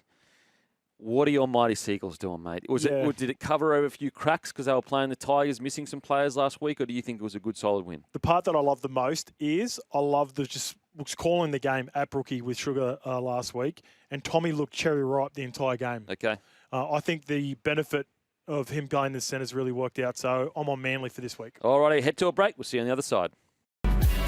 Welcome back to the Captain's Run. We are here for Chemist Warehouse. Get discounted prescriptions. Save more money at Chemist Warehouse. Give us a text 0457 736 736. And don't forget to join the Bloke Club, www.bloke.club. All thanks to Aspley Mazda and Luke Camilleri. Give him a follow, LDC_01, one of the best in the business when it comes to cars. Okay, Manly v the Bunnies. 10 News, Tommy Talau. He's added to a bench returning from a hamstring injury. Brown out with a bicep issue. Alex Johnson named at fullback in place of Latrell. Cody Walker believed to be nursing a hamstring issue but named at 21. White named at 6 in his place. Tass onto the wing. Aitken moves to the centres. Smith named on the extended bench to make possible debut for the Bunnies returning from an ACL injury. Brandon Smith returns. Smith is returning from a ruptured ACL and NCL suffered in round 26 last year during the time with the Roosters, being named South Sydney squad for the first time ahead of round 18. Braithen Astor revealed Brandon Smith is a strong chance of making his South debut, with Dodd the man to make way on the bench. Dodd on the bench, although I'm hearing he won't play. Gordon Tallis added, if you name Brandon Smith the player he is, he plays. Wayne Bennett told Sydney Morning Herald he'll play within the next 2 weeks. He's ticking all the boxes, just a matter of whether we keep him back another week. Geez, I'm interested to see Cheese in a South jersey. You know, kind of a bit of the forgotten man, Brandon Smith, in regards to just how potent this guy is as a rugby league player at his best. You know, when he signed with the Roosters, he was a Dally M winning number 9. And granted, I understand when you actually go back to that Dally M 9 year, he was moving between 9 and 13. But he's a Dally M winning player in regard to a position. And I'll never forget in 2021, the 1-2 punch of Harry Grant was one of the most devastating 1-2 punches I've seen in the modern era of rugby league. And I don't say that hyperbolically, because in 2021, the Storm literally broke the point-scoring record. I think they might have equaled 2002 Eels or something like that. And so it was like one of the craziest years. They won 19 games on the trot. It was just an incredible year. And honestly, it was truly off the back of Harry Grant and Brandon Smith 1-2 punch. And I honestly think that until last year, the Storm had struggled to replicate what Brandon Smith had done there. They'd struggled to replicate someone through the ruck that can get them quick play the balls, that unlocks Harry Grant, unlocks Munster, Hughes, Pappy. They're there now. They've got the team to do it. And so that's what I'm excited. He goes to the Roosters. And to be honest, okay, the first year, he was okay. He was solid. Wasn't terrible, wasn't great. Didn't really fit in. We definitely didn't see what we know of Cheese. I thought last year the Cheese was quite good at the Roosters. I actually thought he was coming into his own. He was starting to understand his position. And so that's why I am so excited to see what he can offer at the Rabbitohs, because, you know, if there's one coach that can wrangle a rogue, it's Wayne Bennett. He can wrangle a rogue with the best of them. And so I can't wait to see what Cheese has to offer. In regards to the South Sydney Rabbitohs, geez, I just don't know what they've got to do to stop getting all these injuries, because they got some of the smartest minds in the business. You know, they've got all the resources you could ever need in regards to, you know, off-field equipment, everything like that. And they just can't catch a trick year after year after year. It is just injury after injury, because this team at full strength is a problem. Imagine heading into 2026 and they got everyone on the field. And I'm talking Cam Murray at 13, Keon at 10, Jai Arrow at 8, Totola and Cheese on the bench. You got a back row of Aitken, Tallis Duncan. You got a back line of, you know, Whiten, Campbell. It is, you know, Campbell Graham. It is a seriously stacked side. So I'm super interested. In regards to Manly, you know, I just thought, look, a really good win. They got it done. I guess I'm still really not convinced that everything is sweet there, that it all is good. They still don't have the same energy as the Manly Seagulls that we saw at the start of this year. But in saying that, you know, you'd be a bit harsh if you're going to be negative on after the win on the weekend. They can only play who's in front of them, and they got the win. And that's really, at the end of the day, all that matters. I mean, how many clubs are we looking at right now where we always talk about, they've improved so much, but, you know, they've lost 6 on the trot or whatever. So a win's a win. You take it, you walk away with it. Really interested to see how Manly play this week, because they absolutely should win this game as well. These are definitely not 2 gimme games, but they're absolutely 2 games that Manly at their best should be winning, especially with all the injuries to the Bunny side. So cannot wait for this one. Cannot wait to see Cheese back at it. It's going to be a super interesting next few weeks for all of those sides. In regards to some of these key sides in the top 4 that are currently having a bye, mate, where do you place the top 4 right now in regards to who are the 4 most likely, in what order, to win the premiership this year? I am going to go, I hate to say it, but I still see Storm being right up there. I personally, from a heart perspective, I'd love to see a Bulldogs, I'd love to see a Raiders, but I think we're looking at a Storm, Raiders, Bulldogs, and I'm going to throw it out there, Panthers to take the 4. Yeah, okay. Because everybody wrote them off, the Panthers, okay, especially. Yep. And I think, you know, I was always kind of hesitant to write them off. You know, it was fun. It was a meme for a bit there when they were coming 17th, and everybody was saying, you know, it's the end of the dynasty. But as things just keep progressing, I can see them just sneaking into that 4 and then making a run. Mate, it's crazy, because right now they're 1 win behind the Broncos, and the Broncos are 5th. Even the fact the Broncos are 5th, considering 4 weeks ago it was panic stations. Oh, mate, mental, absolutely mental. I tell you what, it's an interesting, when you look at the Broncos, Roosters, Panthers, and honestly even the Dolphins, when you've looked at what they've done this year, it's a really interesting bottom of the top 8, and I mean like 4 to 8, because all 4 of those sides could beat all 4 of the top 4 sides. Yep.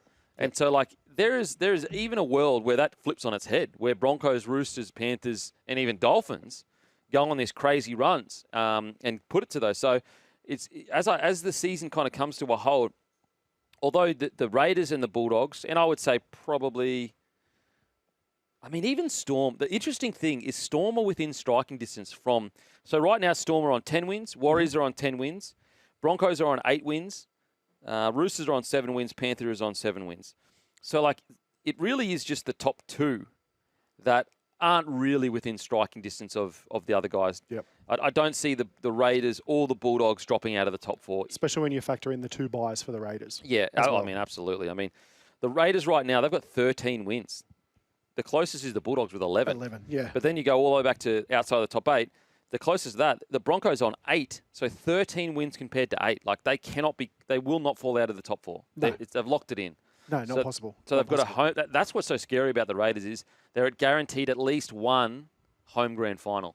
And that's their extra man. It's their bread and butter. It's, except for that year against the Sharks, where the Sharks somehow went down and knocked them off. Yeah, very strange. But that, even just looking at 7 to 11, all on 18 points as well. Crazy. Dolphins, Seagulls, Sharks, Dragons. And as a Sharkies man, that I'm quite shocked to see us equal with Manly and the Dragons, to be honest. Like, it's kind of putting it into perspective just how much we're dropping down. Yeah. The fact that we are 10th. Yeah.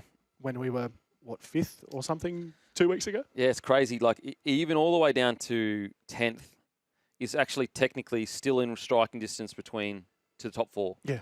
Shows you just how congested it is. So, but yeah, the Panthers they've almost just snuck up. The Dolphins, I really look. The Dolphins actually have the same wins as the Broncos, which is super interesting. But yeah, like, I think that you look at if I'm being honest, I reckon that really the Dragons down. You know, there might be one team that somehow sneaks into the 8, but I reckon from the Sharks up is probably what's going to be fighting for the 8 this year so far. Yeah, big time, big time. Maybe Cowboys, if things, a lot of those boys come back Origin or post-Origin, your Dearden, your Robson kind of go on a run. But there's still 2 wins outside the 8, essentially, though. It is, but they do have that they do have that draw extra 1 point, which might come in handy. Yeah, it might come in handy. Sneaks in sometimes. In terms of, if you're looking at a premiership storyline, for you, what's the storyline you'd like to see? Would you like to see a Raiders Bulldogs knock it off? Would you like to see Would you like to see Panthers somehow pull it out and get a 5th? What's your goal? I would love to see a Raiders Bulldogs final or a Raiders Warriors final. Yep. I just think that, you talk about ratings through the roof. If it was a Raiders Bulldogs final, a Bulldogs Warriors final, that might go down as one of the biggest grand finals of all time. Yep. Because the whole of New Zealand's watching it. And Bulldogs is one of the biggest clubs in the competition. We know what they're like when they're winning. They get behind their team. I do think a Storm or a Panthers are going to be in there. But I would love to just see new faces in there. It's actually, I saw a statistic earlier or a stat earlier or whatever. And it had of the 2020s, who's won the comp so far. And it was literally just Storm and just Panthers. That's it. Which is, when you look at that picture, it puts into perspective the incredible achievement the Panthers have done. 4 in a row. I don't know, with everything that needs to go right in a season. Yep. 2 in a row is already crazy, but 4, oh man, absolutely amazing stuff. Okay, got some text here. Love your show, makes my day. Any concern Dogs and Raiders peak too soon? Bronx, Storm and Panthers building for the back end of the season. I wouldn't say concern, bro, but it's definitely something to consider and something that we were kind of speaking about earlier, that bottom 8, the bottom part of the top 8, it's just those are 3 essentially of the biggest clubs in the competition. They're 3 heavyweights, for the last 2 decades or whatever, that could really put some pressure on that top 4. However, I just think, the Bulldogs had an incredible year last year, and there were some people they'll fall off. They just haven't, and so I can't see a world where the Bulldogs. I just don't see them dropping off. I just don't. I think that this is the version of the Bulldogs under Serraldo that we're going to get for whilst he's the coach. I can't see them dropping off. Now, look, is there still a tiny question about the Bulldogs when they get into finals footy and their team on paper, how they'll go? I think that's fair. And matter of fact, I think it actually showed itself in the game against the Penrith Panthers, because I believe it actually wasn't ability that was the difference between Panthers and Bulldogs. In my opinion, it was big game experience. The Penrith Panthers had been in big games so long, so often, that they knew that they just had to hold the ball, get through their sets, and an opportunity would present itself. Where the Bulldogs, because they haven't been in that many big games as a team, they were trying to score on every play. They thought they had to chase points. They thought they had to force the try rather than the try come to them. And so that's a question. Now, granted, the good thing is that the Bulldogs can learn from that. They can really learn from that heading into finals footy and realise, guys, next time we don't need to spread out of our half every run. We can stay patient, guide ourselves into the game, complete at a high percentage, and go from there. Okay, we are going to go to a break. After the break, plenty more footy to talk about. What is up, ladies and gentlemen? Welcome to the Captain's Run. Give us a text 0457 736 736. Got some text here. Heard you talking about Sharks needing to buy someone or go to the market to go to the next level. I really don't think their squad has any major holes, just need players to stand up. Maybe a world-class second row to partner Nikura. I didn't say they need to go to the market now. I said that if they don't go deep in the finals, then I think that they probably do, because you don't want to stick with a side that for 4 years has won one finals game. I think that you'd want to make some progress this year. So maybe you just heard the back end of that conversation, but I was more talking to another text that was saying, what happens if the Tigers don't go deep. Okay, potential options for Mitchell Moses at the Eels next year. With the head offer simply replacing Dylan with another Dylan for Dylan Walker, what are other options available? Lockie Galvin from the Tigers could be shout with only 1 year left on his deal. If you really want to test the waters, test the salary cut for Mr. Luai. I think you're asking who should be the number 6 for the Eels, I think anyway. Apparently, the word out of the Eels is Joash Papali. They're going to try to work on him to be the 6. They have huge raps on him. He's in attack, he's an absolute live wire, incredible footwork. The key will obviously be working on his defence. He's not the biggest guy. But at the moment, we're hearing they're going to work on Joash Papali. And also, apparently, there's a really good young guy in their lower grades that's coming through at the moment. So, we'll see. They also got Volkman. We'll get a text here. For in-house options, Volkman seems to be the promising prospect. What do you think of? Yeah, anyway. So, I think personally, it just depends how far off this rookie is. I'm a little bit surprised that they're... Look, I do back Riles in. One thing I'll say is I think Riles has had an outstanding first year. I'm a little bit surprised that they're just all in on, turning a fullback into a 6. But in saying that, I do love Josh Papali'i's energy. I love his attitude. I love the way he plays. And he has so much potential. So what do you reckon, mate? Well, they have Dean Hawkins still there as well. Mm-hmm. Could be a good cover. They've signed Tallyn Da Silva at 9 and they've extended Riley Smith. So they are building quite a solid spine. I would go Joash Papali'i. And then you've got Iongi at the back as well. All these young guys that you can build around. And honestly, possibly not no one better, but someone like Mitch Moses, that's a perfect person for all those boys to thrive off or to learn off. I think okay. I'd probably go Joash Papali'i. All right, another text here. Would love to see Storm Raiders Grand Final or Storm Dolphins Grand Final. If Storm don't make it, then a Raiders Dolphins Grand Final. The Dolphins are the only team to put 40 plus on both the Storm and Dogs. That's Donny Storm from Camden South.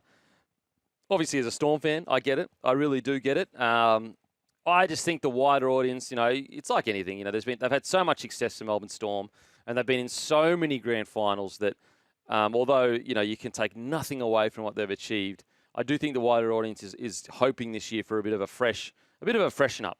2 new teams to be in the grand final to see what happens there. Good afternoon, gentlemen. Don't get too excited about the Bulldogs. So far up to round 17. They have 4 teams from the top 8 from last year: Penrith, Roosters, Newcastle, and Roosters. Let's see how they go with games against Storm, Brisbane Warriors, Raiders, etc. They will come best 4th, possibly 5th or 6th. I don't know if I'm as far on your side in regards to don't get too excited about the Bulldogs.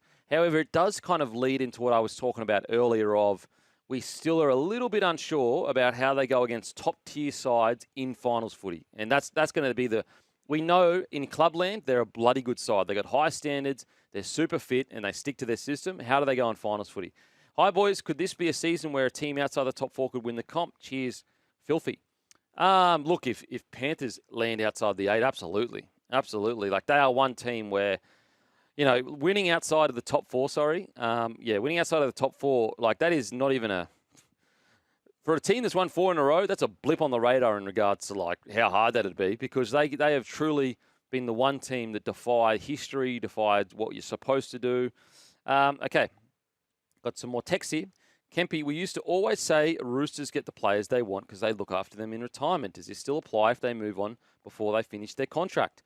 I think with the Roosters, you usually find if they do move on, they can't move on to another side. So, like, I feel like, for example, Joey Manu would always have a place at the Roosters. Suoli'i, potentially. I know that got a bit, I think Politis, there were reports he was really disappointed with how all that played out. But I guess Suoli'i, I think, would always be welcome back.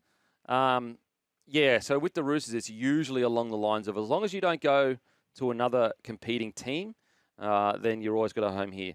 Okay, boys. Yes, his brother is Toby Rodwell, boys. He played 6 for the under-19 Blues. Tom is a winger. Oh, thanks for that, bro. Oh, I got some Scope text here. Mutters Scope. Sounds like he's been hanging with Sugar too much with the rhyming names. Kentucky Derby, lol. Got some more text up the top here. Oh, no, that was just the same one.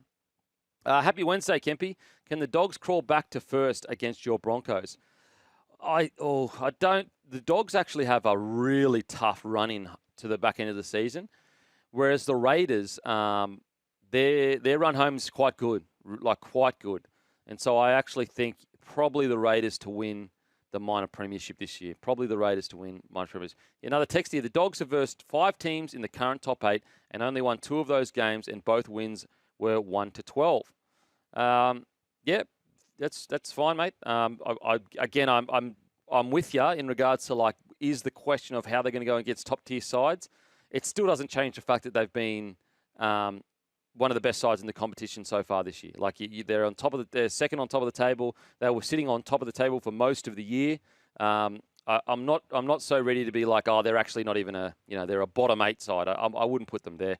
Like, to suggest that because they have, got that record against bigger teams, basically what you're suggesting is that they are worse than, the Dolphins, the Broncos, the Roosters. When I don't know if that's the case. At least not now. Maybe the Roosters and Broncos build into the season, but and get better. But right now, I don't think the Bulldogs are a bottom 8, a bottom of the top 8 side. I really don't. Alrighty, guys, we're going to head to a break. After the break, we're going to come back and continue to preview the rugby league round. Welcome back to the Captain's Run. Some news from Dean Ritchie, or at least an opinion piece. There's fears that Slater may quit Maroon's coaching job after Decider. So this is obviously an article from Dean Ritchie, and this is just his opinion. So I don't think there's been any word out of camp that is the case. But Dean Ritchie says he wouldn't be surprised if Maroon's coach Billy Slater walks away from the position after the series decider, regardless of the result. Slater won his first 2 series, 22-23, lost the 24 series, and Ritchie was quoted, "I think Billy Slater is, for sure, given he's been in the hot seat for a couple of years now. To me, when I look at Bill, I don't see a smile on his face anymore. He doesn't look like a coach who's enjoying his coaching. I just don't know whether Billy looks like a coach that's enjoying it. I have no mail here, and I have no intuition other than the fact that in my head I'm thinking after this series, win, lose or draw, it just would not shock me. If Billy said, you know what, I've had enough, but Maroon's great, Gordon Tallis disagreed with Richie's assertion, believing Slater wouldn't quit the job. I don't think Billy would walk away, Tallis said. I've never seen Billy Slater walk away from a challenge." I don't know whether he will or he won't, but I actually have a bit of a theory. I don't think Origin coaches should be in there longer than 3 years. Mate, it is not good for the human psyche to be an Origin coach for longer than 3 years, because I don't think that people understand, like, it's very easy for us to sit on our couches. We always give our opinions and, oh, you were wrong here and you should have done this and you should have done that. Mate, it is so easy to toss an opinion from a couch. When you are in the pressure cooker of a head coach in Origin, as much as you want to hide from it, as much as you want to say, I don't read the headlines, I don't read the paper, the problem is this. it's not Billy Slater reading the headlines. It's people, his mates calling him, oh, did you see what such and such said? It's the message he gets through, oh, did you? It's his family. It's, oh, did you see this headline? That's where you can feel it all.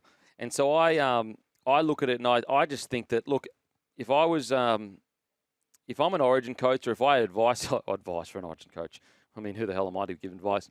I just don't think it's good for the pressure. And I understand Mal Meninga. He had that long reign, but of course he did. He won 8 in a row. If you're winning every year, then, of course you're going to stay coach. But the most coaches, the win rate, if it's good, is about 50%. That's a good win rate as an Origin coach. I think around 3 years is a good stint. Get out while the getting's good. Don't let it get to you. Don't bring you down too much. It's so much pressure. I just think that no human should withstand that kind of pressure for a very long time. What do you reckon, mate? Absolutely. I think obviously Mal's the anomaly there. There isn't the same amount of pressure on Mal. Like, that's just a fact. With the players he was playing with and the results he was getting. But yeah, if you're looking at it now, where it seems to be like we kind of do New South Wales 1 year, Queensland 1 year, like we're doing swaps constantly for who's winning. Maybe you get 2 and then you lose 1. That pressure's always going to mount up. So yeah, 3 years is a perfect level. I think it is. And I've got a text here, 3-year limit. How long did Mal do? Like, when you sent that text, did you stop to think, why do you reckon Mal went that long, bro? Do you reckon, put it this way, bro. Have you heard the story of Mal handing in his resignation after the first loss that he had in 2006? Have you heard that story? I don't know if you had. The reason why Mal could go so long, mate, is because he had bloody a whole bunch of immortals in his side, and they were winning every time. And so, yeah, look, I would understand if he did. The thing with Billy Slater, though, is that he took that role not because he had aspirations to be a head coach or anything.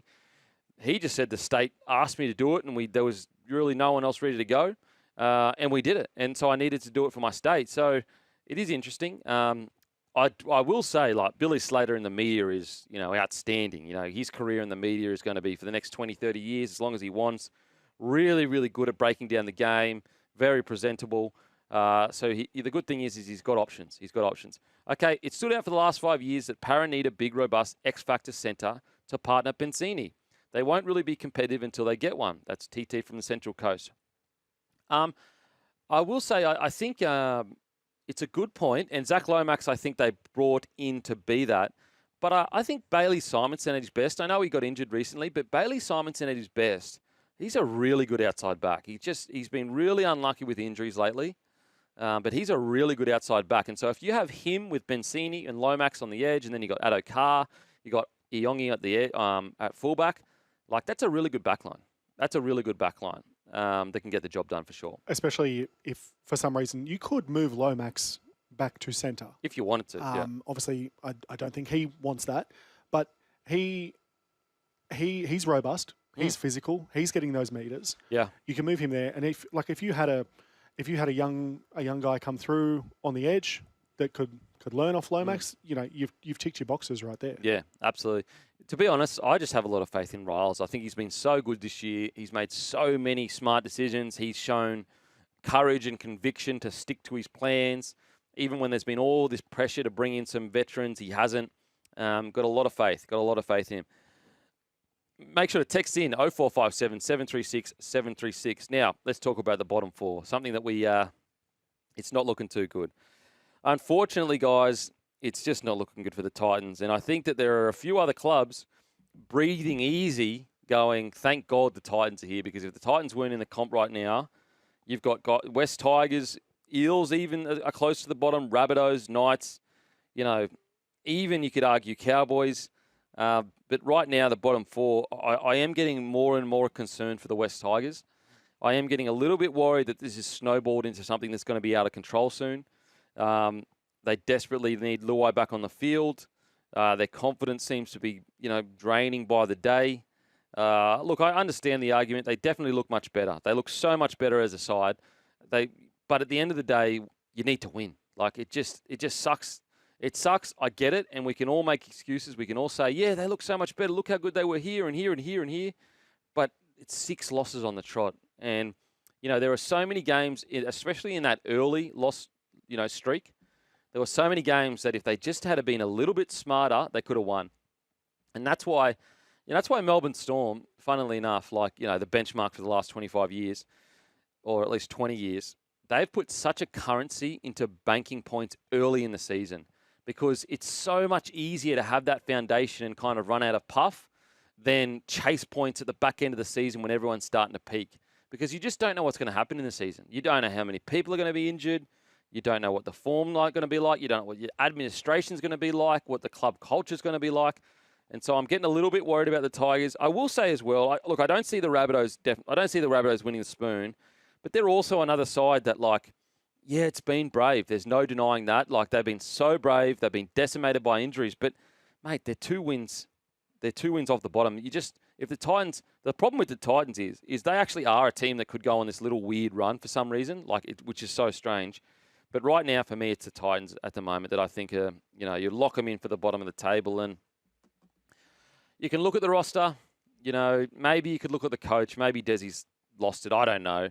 What I do know, though, is the problems at the Titans run much deeper than a roster and a coach. I really think there needs to be a super in-depth, independent review of the club. I think some cultural things need to change all the way from the top to the bottom. Because at the moment, this club, I say it every week almost, but it's just like you couldn't imagine a better place to build a sporting franchise in the Gold Coast. Beautiful weather, beautiful lifestyle, good living standard, relatively cheap rent, so much to do. So attracting players is not hard. Not only that, they've actually got really good juniors. Like, think about how many good juniors the Gold Coast Titans have let go to other clubs. Like, heaps of good juniors. They got a large catchment of people to choose from as well. And I know they're competing with the Broncos, and I get that. But there are other clubs in Sydney right now that are much harder. It's much harder competition with other clubs. And I just look at the Gold Coast Titans, and I just wonder, I sometimes get the feeling that they're too nice of a club. Like, they are too nice to their players and too nice to... Like, everything is just like, oh, we didn't win, but we'll get them next time. That kind of attitude. That's the vibe I get sometimes. And I know it's easier said than done to be like the Melbourne Storm, ruthless winners. But, I think that they've at least got to try to take the steps towards that where, this I guess, acceptance of where they're at is just no longer accepted, from top to bottom. What do you reckon, mate? Absolutely. Especially you look at, people like Fafita who were going to or all but certainly going to the Roosters. And then, backflips on that. And it's like, oh, no, welcome back. Like, exactly. There's how does that happen?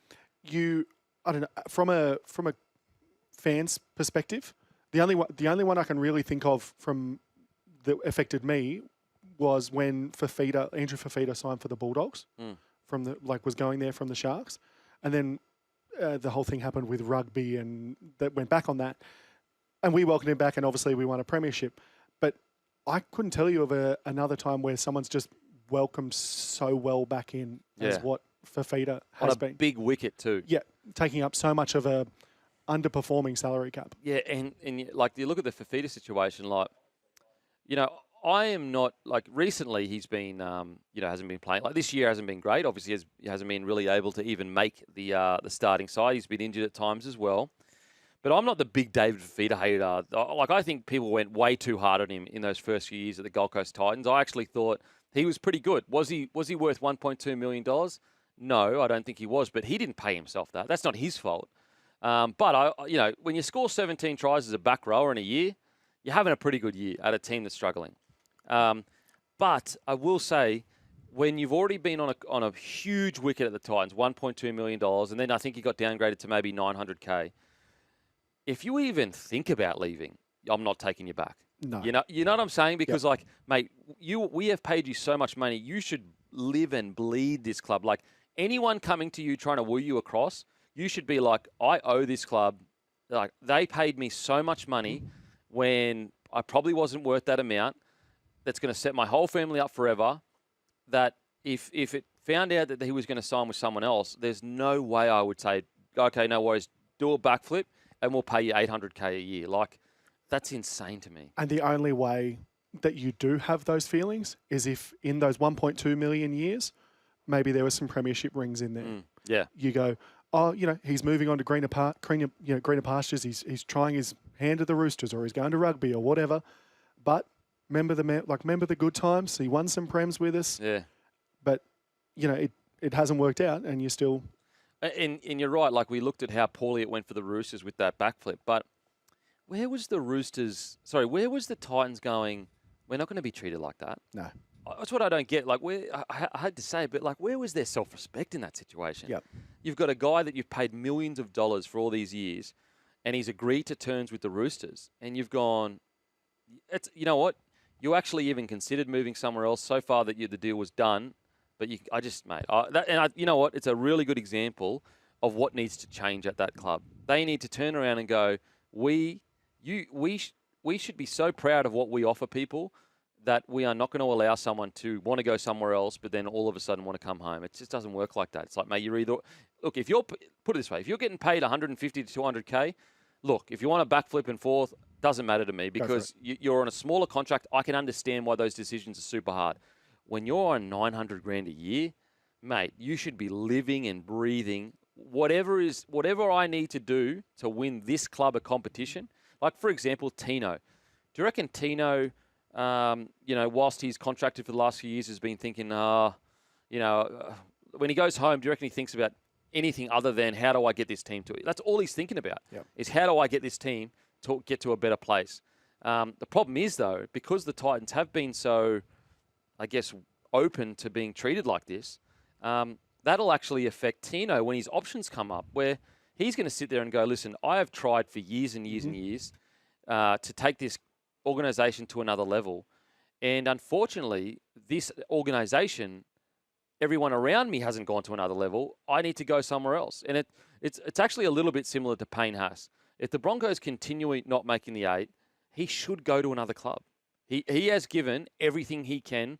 I don't think there's a single person that can say that Payne Haas hasn't done everything he can to make the Brisbane Broncos the best they can be. Well and truly. And so, if you've done that, then you've earned the right to go, okay, I've done everything I can here. It's still not working. They haven't put a good enough team around me. I'm going to get out of here. Yep. Whereas, unfortunately, that's just not the case of the Titans. And I personally, I think they'll probably lose Tino when his options are up, which sucks. It sucks, but, put a good squad around him, build a good club, and I guarantee he'll stay. I really do. Just really quickly before we go to the break, some of the decisions that they have made previously, I feel like it just make them look like the case in point. One is that the top 3 halfbacks of the league right now all played there. And the fact that there's rumours going around constantly that they might be trying to bring back Toby Sexton. It's just the fact that you let him go, he's gone away, and it just really poorly reflects on the club as a whole. Mate, it is the fact that you forced Fogarty out, you forced Sexton out. You had Hughes, you couldn't, and look, the Hughes one I'm willing to just, put by the by because that was so long ago. And now Fogarty and Sexton are the top 2 sevens in the game. Tanner Boyd is now about to walk in most likely to the Warriors side as well. Bizarre. I would love to sit down and go, what were you thinking? What were you thinking? Anyway, we're going to head to a break. No more negative stuff. Let's get some positive stuff after the break. What is up, ladies and gentlemen? Welcome back to the Captain's Run. And make sure to stay tuned for the run home. That us done and dusted, guys. That is us done and dusted. If you want to listen to the podcast anytime, go to the Captain's Run on Apple and Spotify. You can listen anytime, anywhere. A massive thank you brought to you by Grumpy Coffee. Head to grumpycoffee.com.au. Grab your coffee today, the best coffee in all the land. And I tell you what, we'll see you next week.